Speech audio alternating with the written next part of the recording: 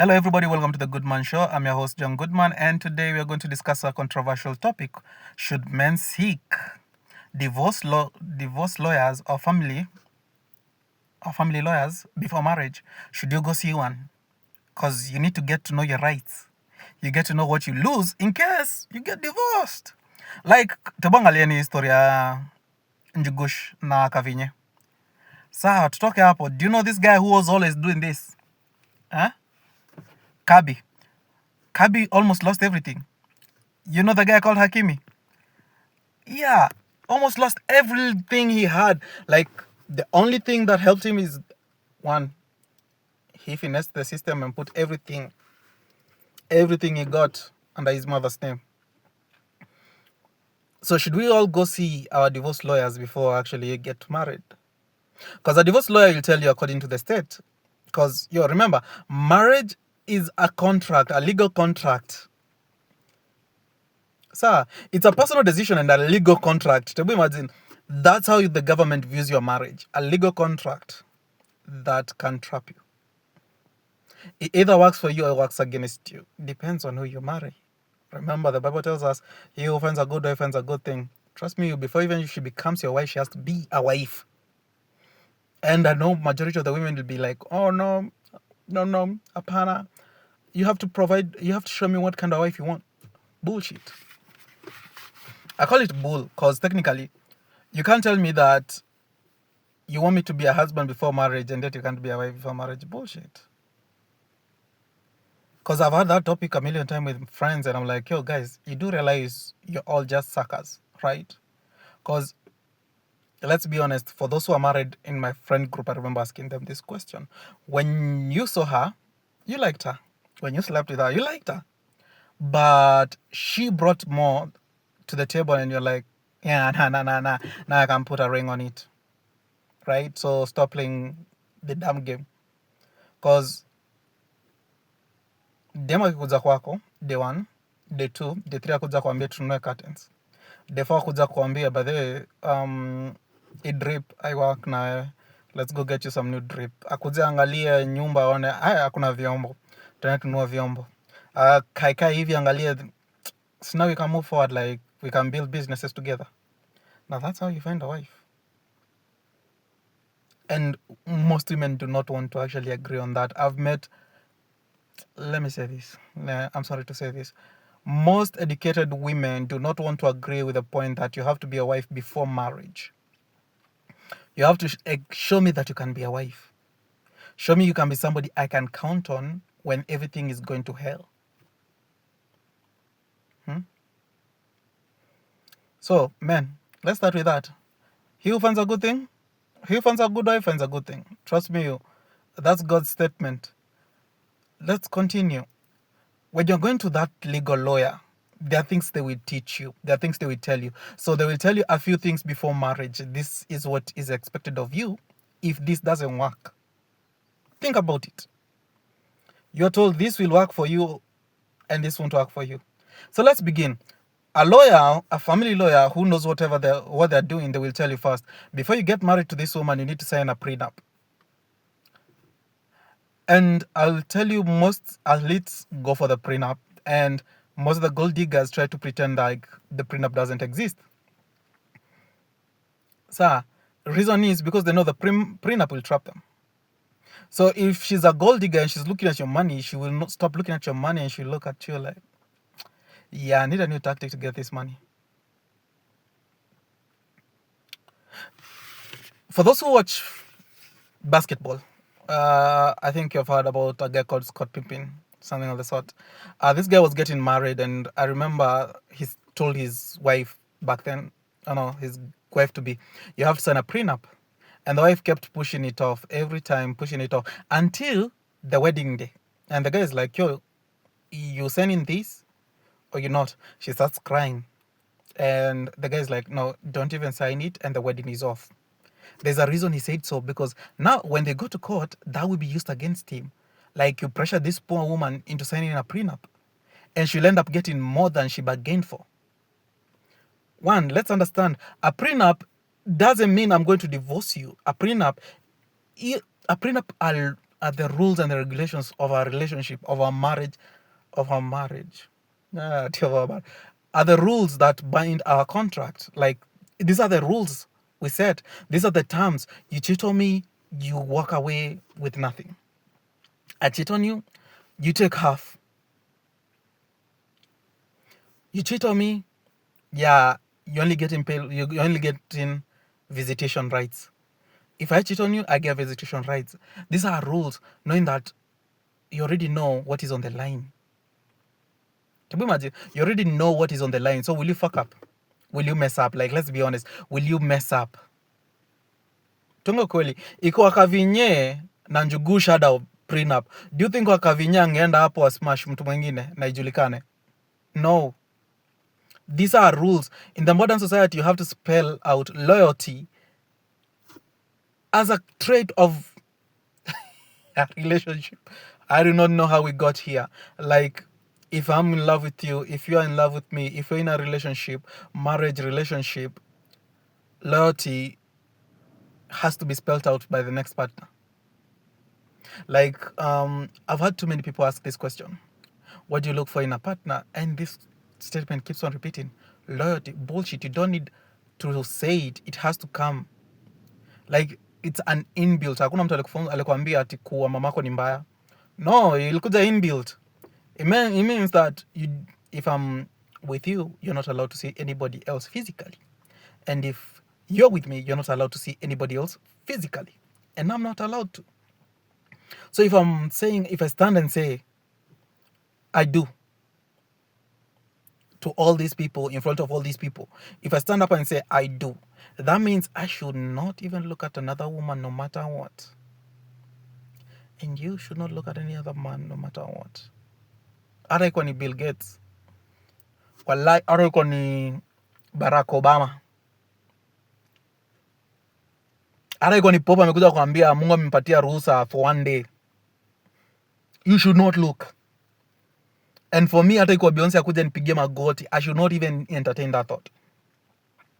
So that's the work of the prenup. The prenup highlights the commandments of the relationship and the accountability. It highlights the laws that govern the relationship, and it also highlights ngoso imepotea but it also highlights the consequences of breaking these rules, the said rules.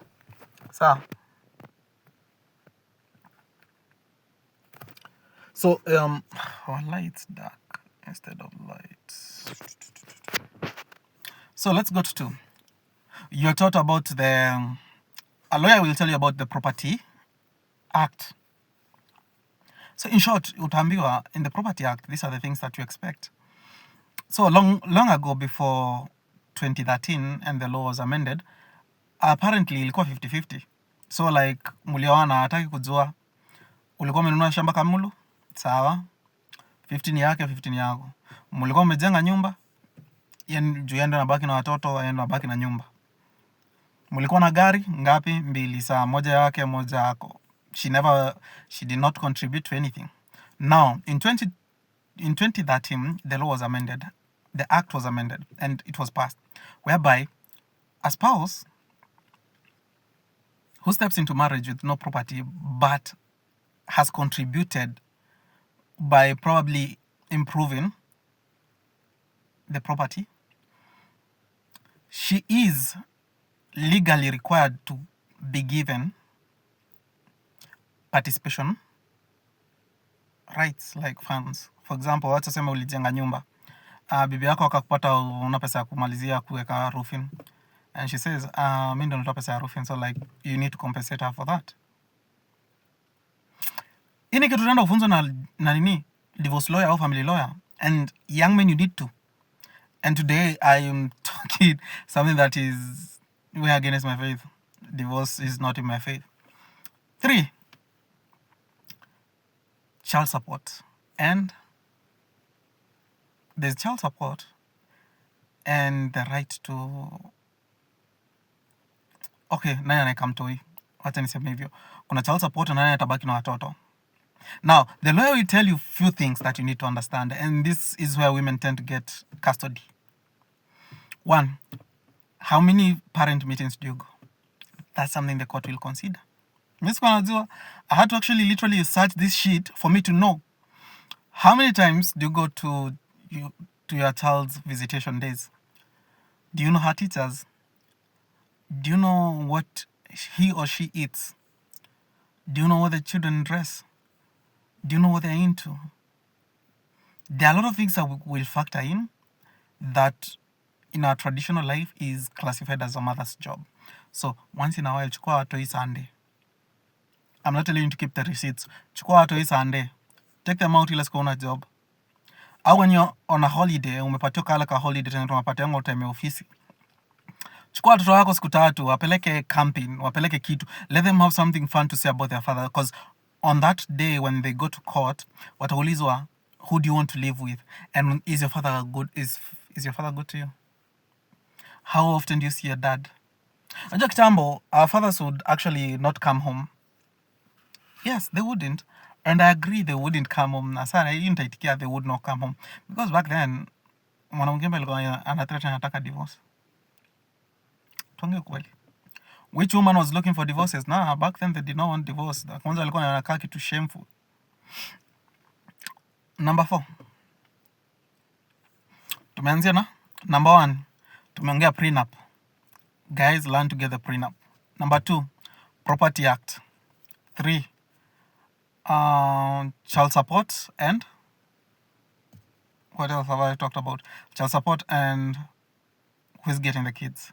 Chanisema hivyo. Number 4, kwa hiyo hesabu yote